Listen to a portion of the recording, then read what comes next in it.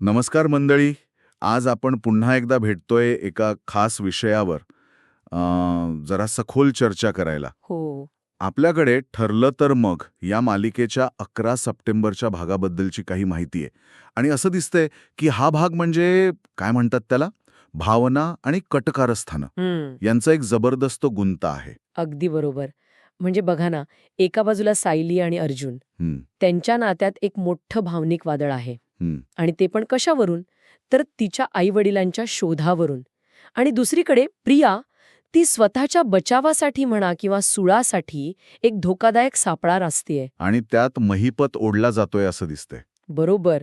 महिपत नकळतपणे त्यात फसला जातोय. आणि या सगळ्या सोबतच पुढे काय होणार याची थोडी झलक पण मिळाली आहे, नाही का? म्हणजे उत्सुकता आणखी वाढते. हो ना.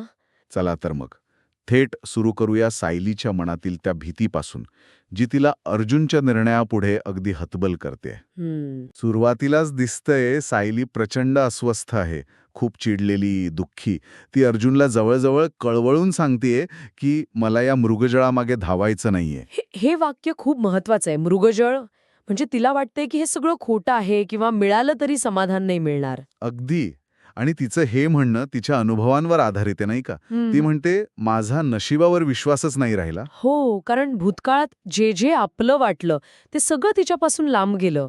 अगदी अर्जुन आणि सुभेदार कुटुंब सुद्धा काही काळासाठी दुरावले होते. आणि मोठा धक्का म्हणजे मधुभाऊ. हो, इतक्या वर्षांनी भेटले. आणि तेही आता तिच्यापासून लांब आहेत, हॉस्पिटलमध्ये आहेत. म्हणजे तिची भीती अगदी खरी आहे तिच्या जागी. तिच्या बोलण्यात ती खोलवरची भीती दिसतीये, परत काहीतरी गमावण्याची. ती अर्जुनला स्पष्ट विचारते की समजा जन्मदाते सापडले आणि त्यांनी मला स्वीकारलं नाही तर हां, तो नकार मी सहन करू शकेन का? ही भीती इतकी जास्त आहे की ती अक्षरशः हात जोडते अर्जुनला, सांगते की हा शोध थांबव. इथे सायलीची जी भूमिका आहे ना, ती एक प्रकारची स्वसंरक्षणाची आहे. म्हणजे तिला वाटतं की भविष्यात काय होईल माहीत नाही, त्यापेक्षा आत्ता जे आहे ते जपलेलं बरं. बरोबर. कुठेतरी मनात भीती आहे की या शोधामुळे आत्ताचं सुख, अर्जुनसोबतचं नातं, सुभेदार कुटुंबातलं स्थान यावर परिणाम होईल. पण अर्जुन तिच्या या भीतीने विचलित झालेला दिसत नाहीये. नाही, उलट तो तिला धीर देतोय, तिच्या पॉझिटिव्ह स्वभावाची आठवण करून देतोय. हो, तू तर अशी नव्हतीस सायली, असं काहीतरी म्हणतो तो. समजावतो की घरचे सगळे किती प्रेम करतात तिच्यावर, मधुभाऊ बरे होतील लवकरच. आणि तो तिच्या आईवडिलांबद्दल तिच्या मनात जो आदर आहे, जे प्रेम आहे, त्याचाच आधार घेतोय. म्हणतोय की हेच पुरेसं आहे शोध पुढे न्यायला. त्याचा निश्चय अगदी पक्का दिसतोय. हो, पण इथे एक विचार येतो मनात, जो माहितीमध्ये पण सूचित केलाय, की कदाचित अर्जुनने आत्ता सायलीच्या आईवडिलांच्या शोधापेक्षा मधुभाऊंवर हल्ला कोणी केला यावर लक्ष द्यायला हवा होता का? अच्छा, हा पण एक अँगल आहे. तो तिच्या भूतकाळाचा शोध घेण्यावर ठाम आहे. आणि हे दुर्लक्ष सायलीला जास्त त्रास देत असणार. तिची भीती इतकी खरी आहे की रात्री स्वप्नात पण तिचा पाठलाग करते. हो, तिला स्वप्न पडतं की आई वडील भेटलेत, पण ते अंधारात कुठेतरी चाललेत. आणि ती त्यांना हाक मारतीये, आई बाबा थांबा ना म्हणून, पण ते लक्षच देत नाहीत तिच्याकडे, प्रतिसाद देत नाहीत. काय भयानक स्वप्न आहे हे. अगदी, हे तिच्या मनातल्या भीतीचं प्रतीकच आहे. चेहरे दिसत नाहीत, पण आपले आपल्याला सोडून जातायत ही भावना तिला पोखरतीये. ती दचकून जागी होते, घाबरलेली असते. अर्जुनला सांगते सगळं, पुन्हा विनंती करते की शोध थांबव. पण अर्जुन यावेळी पण तिला ठोस काही सांगत नाही.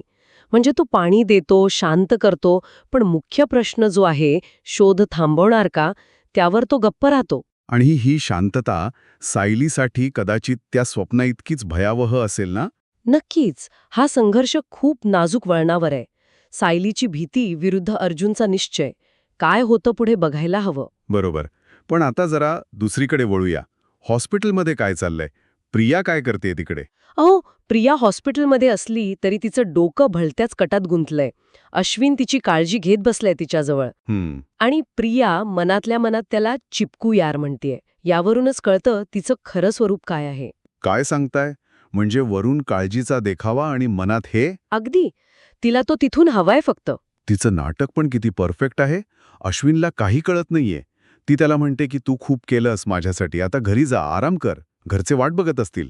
हो, आणि जेव्हा अश्विन थोडा चिडून म्हणतो की घरची तिची काळजी करत नाहीत तर तो का त्यांची काळजी करू, तेव्हा लगेच भूमिका बदलते ती. अच्छा, काय म्हणते मग? लगेच म्हणते की घरच्यांबद्दल असं बोललेलं तिला आवडत नाही. हं, म्हणजे स्वतःची संस्कारी सून इमेज जपायचा प्रयत्न करते. वा. मग तब्येतीचं कारण सांगते की नर्सने गोळ्या दिल्यात, झोप येतेय. हा. पण तू समोर बसल्यामुळे झोप येत नाहीये. आणि बिचारा अश्विन तिच्या बोलण्यात येतो पूर्णपणे. हो ना, तो तिच्या गालावरून हात फिरवून हे आधी सांगायचं ना असं म्हणून निघून जातो. आणि तो गेल्यावर प्रियाच्या चेहऱ्यावरचे भाव नक्कीच बदलले असणार. काय विचार चालू असतात तिच्या मनात? तो गेल्यावर तिचा खरा चेहरा दिसतो. हं. ती विचार करते, चला हा अडथळा दूर झाला. हा. म्हणजे ती अक्षरशः वाट बघते की तिचा प्लॅन यशस्वी व्हावा आणि महिपत तिथे यावा. तिला महिपत्नी येऊन तिला धमकावणं अपेक्षित आहे, म्हणजे पुरावा गोळा करण्यासाठी. अगदी, जेणेकरून तिला त्याच्याविरुद्ध पुरावा मिळेल. किती धोकादायक आणि थंड डोक्याने केलेला विचार आहे बघा हा. खरंच. आणि तिच्या अपेक्षेप्रमाणे घडतं सुद्धा. रात्री महिपत येतो हॉस्पिटलमध्ये. हो, बाहेरचा कॉन्स्टेबल झोपलेला असतो. आता हे सूचक आहे, सुरक्षा ढिसाळ आहे की हा पण प्रियाचा प्लॅनचा भाग आहे. काहीही असू शकते तिच्या बाबतीत. मग महिपत हळूच तिच्या खोलीचा दरवाजा उघडतो. आणि तो प्रचंड संतापलेला आहे.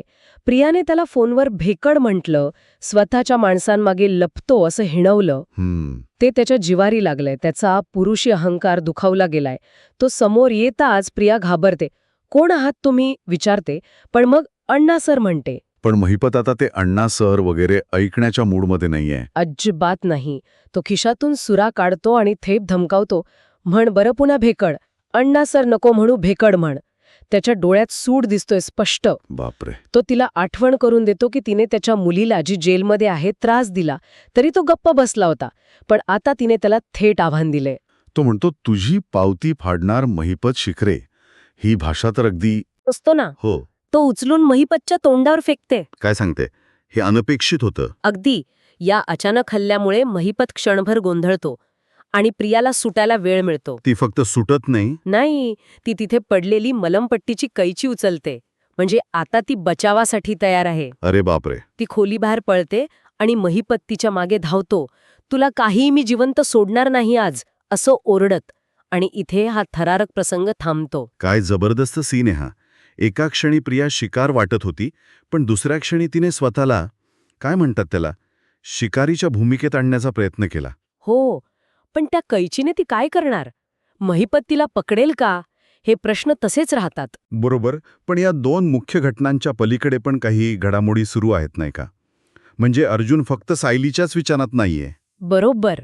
अर्जुन एकाच वेळी अनेक आघाड्यांवर लढतोय असं दिसतंय. एकीकडे सायलीचा भूतकाळ आणि दुसरीकडे प्रियाचा, म्हणजे त्या खोट्या तन्वीचा, वर्तमान काळातला खोटेपणा उघड करायचा प्रयत्न करतोय. हो, तो चैतन्याला फोन करून तन्वीच्या वकिलाविषयी विचारतो, जयवंत देसाईंबद्दल. अर्जुनला खात्री आहे की प्रियाने वकिलाला खोटी स्टोरी सांगितली असेल, म्हणून तो स्वतः जाऊन वकिलाला भेटून खरं काय ते सांगायचा विचार करतो. म्हणजे अर्जुन प्रियावर अजिबात विश्वास ठेवत नाहीये आणि तिला एक्सपोज करायला तो पूर्णपणे तयार आहे. हो, पण चैतन्य त्याला थांबवतो. म्हणतो की आधी मी स्वतः जाऊन वकिलाला भेटतो, समजावण्याचा प्रयत्न करतो की त्याने ही केस घेऊन चूक केली आहे. अच्छा. जर वकील ऐकला नाही तर मग अर्जुनने जावं. म्हणजे अर्जुन आणि चैतन्य मिळून प्रियाविरुद्ध काम करत आहेत हे स्पष्ट होतंय. म्हणजे ते फक्त घरातच नाही, तर कायद्याच्या पातळीवर पण प्रियाला आव्हान देणार आहेत. अगदी. म्हणजे अर्जुनचं लक्ष फक्त सायलीच्या आईवडिलांवर नाही, तर प्रियाने जे सगळं जाळं विणलंय त्यावर आहे. आता या माहितीत पुढे काय होणार याचे काही संकेत पण दिलेत, जे खूपच नाट्यमय वाटतात. हो, 2 प्रोमोंचा उल्लेख आहे त्यात. हां. एका प्रोमोमध्ये दसऱ्याचा दिवस दाखवलाय. हां. प्रिया घरी येते, पण सायली तिला अक्षरशः हाताला धरून घराबाहेर काढते आणि म्हणते, तुझी सावलीसुद्धा माझ्या घरावर पडायला नको. बापरे, हे तर खूप मोठं पाऊल आहे सायलीकडून. हो ना. आणि इतकंच नाही, अश्विनही तिच्या सोबत असतो आणि सुभेदार कुटुंब, म्हणजे कदाचित आई आणि वडील, अश्विन आणि प्रिया दोघांनाही घराबाहेर काढतायत असं दिसते. काय सांगताय? म्हणजे प्रियाचा हॉस्पिटलमधला प्लॅन पूर्णपणे फसला आणि तिचं खरं रूप दसऱ्यापर्यंत सगळ्यांसमोर येणार आहे. शक्यता तर दाट आहे. कदाचित तो महिपतच्या हल्ल्याचा पुरावा तिच्यावरच उलटेल किंवा अर्जुन आणि चैतन्य वकिलामार्फत तिचं पितळ उघडं पाडतील. काहीतरी मोठं घडणार आहे दसऱ्याला, हे नक्की. अगदी मोठा धमाका होणार आहे. आणि दुसरा प्रोमो तो गणपती विसर्जनानंतरचा आहे वाटतं. हो, त्यात अर्जुन सायलीशी माफी मागतोय. सॉरी बायको, मी तुझं ऐकायला हवं होतं असं म्हणतोय. अच्छा, म्हणजे त्याला त्याची चूक कळलीये असं वाटतंय. वरवर तरी तसंच दिसतंय.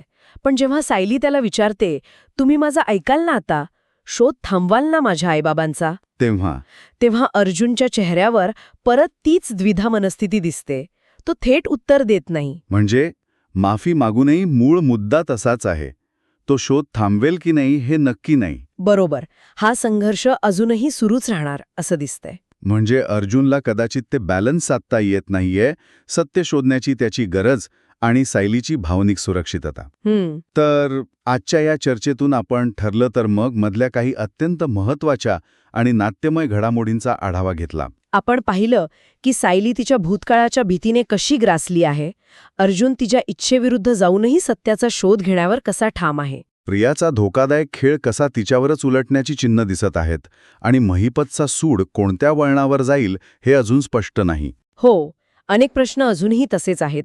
अर्जुन खरंच सायलीच्या आईवडिलांना शोधू शकेल का? आणि शोधला तर सायलीची भीती खरी ठरेल की अर्जुनचा विश्वास? प्रियाचं कारस्थान उघड झाल्यावर अश्विन काय करेल? महिपत पुन्हा प्रियाच्या वाटेला जाईल का? आणि मला वाटतं सर्वात महत्त्वाचा प्रश्न हा आहे की अर्जुन आणि सायली यांच्या नात्यावर या सगळ्याचा परिणाम काय होईल? बरोबर. अर्जुनचा हा सत्याचा शोध त्यांचं नातं अधिक घट्ट करेल की त्यात कायमची दरी निर्माण करेल? खरंच विचार करण्यासारखा मुद्दा आहे. कारण सत्य कधीकधी खूप त्रासदायक असू शकतं आणि ते स्वीकारायची प्रत्येकाची ताकद वेगळी असते. अगदी. अर्जुन हे सत्य सायलीवर लादतोय का की तिला तिच्या भीतीतून बाहेर काढायचा प्रयत्न करतोय हे येणारा काळच ठरवेल. बरोबर. बरं, आजच्या या सखोल चर्चेसाठी इथेच थांबूया. हो. पुढच्या वेळी भेटूया नवीन माहिती आणि नव्या विश्लेषणासह.